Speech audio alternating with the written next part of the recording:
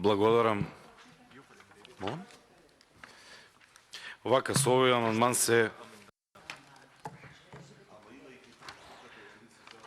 предлага во членот 29 ставот 30 додава став 4, кој што го прочита претходно колегата Јаревски. Јас навистина не знам дали со овој закон кој што предлагате вие сакате да регулирате нешто или сето ова да го оставиме во зависност од волјата и од овие договори во 4 очи, затоа што, како што кажа и претходно нашиот колега Милошовски, дека имаме индиции дека се договараат некакви бизнис сделки за да се искористи само благото кое што ни го дала природата, а воопшто при тоа да немаме заштита.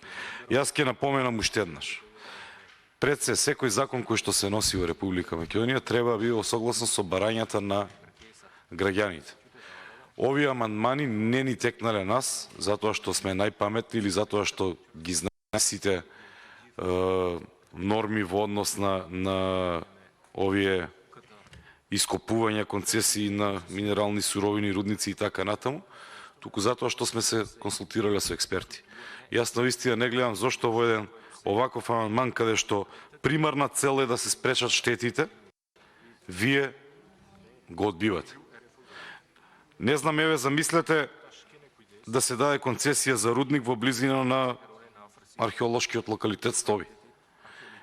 Споменик кој што повеќе од 2500 години ја обстојува во централна Македонија и може би при користење на некои средства за вадење на она руда или јаловина да се оштетат оние столбови или оние постаменти кои што се наоѓаат таму.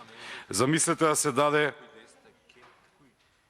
даде концесија за руднички комплекс кој што ќе биде во близина на некој извор на вода кој што се користи за напојување на стока, за пиење на луѓе и така натаму. Со овој амандман навистина мислам дека треба да се прифати и треба да се действува во насока на заштита на луѓето, на здравјето на луѓето.